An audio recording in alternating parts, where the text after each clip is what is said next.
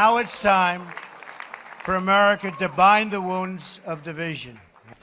کەمتر لە 2 مانگی دیکە ئیدارەی نوێی ئەمریکا بە سەرۆکایەتی دۆناڵد ترامپ دەست بەکار دەبێت. پرسیارێکی سەرەکی کورد ئەوەیە سیاسەتی ئیدارەی نوێی ئەمریکا بەرامبەر بە ڕۆژاوای کوردستان چۆن دەبێت؟ ئایا پشتگیری لە ئۆپەراسیۆنی قەڵغانی فراتی تورکیا دەکات یاخود بە پێچەوانەوە پشتگیری لە ئۆپەراسیۆنی تووڕەیی فراتی کورد دەکات؟ لە ماوەی 5 ساڵی قەیرانی سووریادا ئیدارەی ئۆباما نەیتوانی قەیرانەکە لە بەرژەوەندی ئەمریکادا یەکلا بکاتەوە. هەر بۆ ئەو قەیرانەی کە ڕۆژ لە دوای ڕۆژ ئاڵۆزتر دەبێت بۆ دۆناڵد ترەمپی جێهێشتووە. کێشەیەکی سەرەکی ترەمپیش لە قەیرانی سووریادا ئەوەیە کە دەبێت لە نێوان هێزە کوردەکان و ویستی تورکیادا یەکێکیان هەڵبژێرێت. دۆناڵد ترامپ پێشتر لە کاتی بانگەشەکانی هەڵبژاردندا ستایشی هەردوو هێزە ناکۆکەکەی کردووە. لەلایەکەوە سەرسامی خۆی بەرامبەر بە هێزە کوردەکانی ڕۆژاوای کوردستان دەربڕیوە. لە لایەکی دیکەشەوە ستایشی ئەردۆغانی کردووە. ترامپ خۆی پێشتر لەم بارەیەوە وتوێتی هەر چۆنێک بێت دەبێت ڕێگەیەک بدۆزینەوە بۆ لێک نزیک بوونەوەی کورد و تورک. بەڵام زۆربەی شارەزایانی قەیرانی سووریا پێیان وایە ئەم قسەی ترامپ بە ئاسانی بەدی نایەت.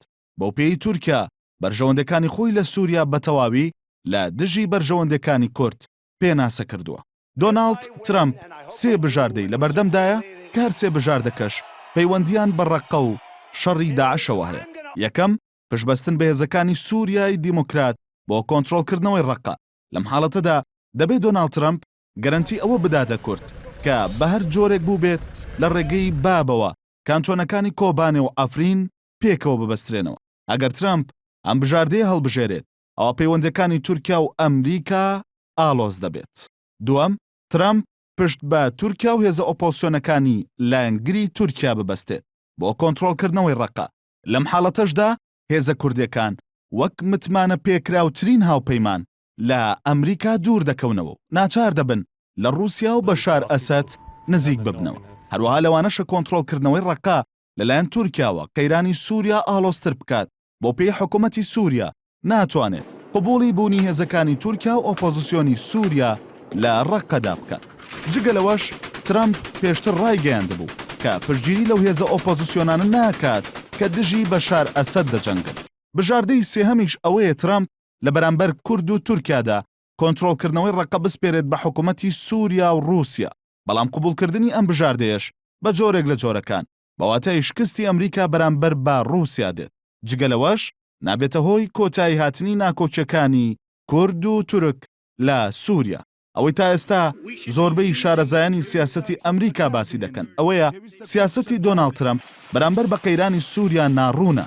ترامپ خۆی دەڵێت بۆچوونێکی زۆر تایبەتی هەیە بۆ چارەسەرکردنی قەیرانی سووریا، بەڵام سەرەتداوێکی ئەو تۆی لەسەر ئەو بۆچوونە تایبەتیەی خۆی نەداوە بەدەستەوە.